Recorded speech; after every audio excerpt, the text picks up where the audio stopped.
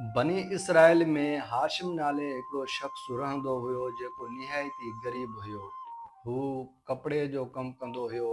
सुबुह जो कपिड़ा वञी बाज़ार में ऐं दूर दराज़ में वञी विकिणी शाम जो वापसि ईंदो हुयो। जेके चंद पैसा हुनखे मिलंदा हुया उन्हनि पैसनि में पंहिंजे घर जो गुज़र बसर कंदा हुया। कुझु ॾींहं गुज़रंदा विया। उन खां बाद में उन जी घरवारी उन सां कुझु सही मुंहं सां बर्ताव न करे रही हुई। आख़िरकार हिन खे पंहिंजी ज़ाल जे मथां शक थियो ऐं हिकिड़े ॾियारे ही पंहिंजी घरवारीअ खे चवणु लॻो त मुंहिंजी गैर मौजूदगीअ में तूं कंहिं गैर शख़्स सां मुलाक़ात करें थी। मूंखे तुंहिंजे मथां शक आहे। मूंखे हली तूं यकीन ॾियार। उन दौर में यकीन कीअं ॾियारो वेंदो हुयो त बनी इसराइल में हिकु पहाड़ वॾो जबल हुयो। उन जबल जी चोटीअ ते चढ़ी ऐं उहो इंसान ॿिए इंसान खे ॿुधाईंदो हुयो। अगरि को इंसान उन जॻह ते कूड़ ॻाल्हाईंदो हुयो त आसमान तां हिकिड़ी बाहि ईंदी हुई, उन इंसान खे जलाए छॾींदी हुई। हिन उन पंहिंजी घरवारीअ खे इहो चयो त सुभाणे तूं फलाणे उन जबल ते हली मूंखे यकीन ॾियार त तुंहिंजो कंहिं गैर मर्द सां को बि तुंहिंजो प्यार मोहबत या मिलाप नाहे। उन औरत पंहिंजे मुड़ुस खे चयो त ठीकु आहे, अगरि तोखे मुंहिंजे मथां यकीन नाहे त सही आहे, सुभाणे मां तोखे उन जबल ते हली यकीन ॾींदसि ऐं मां तोखे हली हक़ीक़त खां आगाह कंदसि त मुंहिंजो कंहिं बि गैर मर्द सां कोई बि गैर तालुकात नाहे। हिन चुस ठीकु आहे। उन खां बाद में उन औरत जो उहो आशिक़ उन जे घर में अची पहुतो। अॼु उहा औरत पंहिंजे आशिक़ खे इहो चई रही हुई त मुंहिंजे मुड़ुस खे मुंहिंजे मथां हाणे शक थी वियो आहे ऐं हुन मूंखे चयो आहे त सुभाणे उन जबल ते हली तूं मूंखे यकीन ॾियार। हाणे उन जबल ते मां हली कीअं कूड़ ॻाल्हाए सघंदसि? अगरि मां कूड़ ॻाल्हाईंदसि त मूं ते आसमान तां बाहि ईंदी ऐं मूंखे जलाए वेंदी। हाणे ईअं था कयूं, तूं मुंहिंजी कन खोले ॻाल्हि ॿुध। जीअं तोखे मां चवां थी तूं ईअं ई कर। सुभाणे तूं उन जबल ते घोड़ो काए अची बीह ऐं फाटल कपिड़ा पाए मेरा तूं उन जबल जे हेठां बीहजांइ। बाक़ी जो कमु मूं ते छॾ, मां ॼाणियां ऐं मुंहिंजो मुड़ुसु ॼाणे।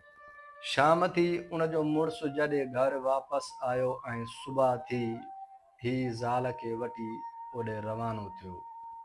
ही पंधु कंदा कंदा उन जबल वटि जॾहिं पहुता त हिन जी घरवारी हाणे पंहिंजे मुड़ुस खे चवणु लॻी त मां काफ़ी पंधु कयो आहे, मां हाणे थकिजी पई आहियां। इन जबल ते मूंखां हाणे चढ़ाव न थी सघंदो। तूं हाणे ईअं कर, जेको इहो घोड़े सवार बीठो आहे तूं इन खां इहो घोड़ो किराए ते वठि ऐं मां इन ते चढ़ां, पोइ इन जबल ते हली तोखे मां यकीन ॾियारियां थी। हिन जे मुड़ुस उन घोड़े वारे ॾे वञी ऐं घोड़े वारे खे चयो, अदा मूंखे कुझु टाइम जे लाइ तव्हांजो घोड़ो किराए ते खपे, मां तव्हांखे चंद पैसा ॾींदुसि। मुंहिंजी घरवारीअ काफ़ी पंधु कयो आहे, हू थकिजी पई आहे। मुंहिंजी घरवारी इन घोड़े ते सवार थींदी त असां अॻिते मंज़िल ते वञी सघूं। उन घोड़े सवार उन खे घोड़ो ॾिनो ऐं हू उन जी ज़ाल उन घोड़े जे मथां सवार थी। ऐं जंहिं वक़्तु उन जो मुड़ुसु घोड़ो हलाए रहियो हुयो त पंहिंजी औरत मुड़ुस खे चवणु लॻी, तूं घोड़ो छो काए रहियो आहीं? जॾहिं असां इन शख़्स खे पैसा ॾेई रहिया आहियूं त ही शख़्स पाण हले न, असां छो घोड़ो काए हलूं? उन शख़्स खे हुन घोड़े जो रसो हथ में ॾिनो। हाणे उहो आशिक़ घोड़ो काए अॻियां हली रहियो आहे ऐं उहा महबूबा घोड़े ते सवार आहे ऐं उन जो मुड़ुसु घोड़े जे पोयां हली रहिया आहिनि। हलंदे हलंदे उन जॾहिं मंज़िल ते पहुता, हिन जंहिं वक़्तु पंहिंजे जिस्म तां कपिड़ा हटाया त घोड़े सवार बि हिन जो जिस्म ॾिठो त ऐं हिन जे मुड़ुस बि उहे जिस्म ॾिठो।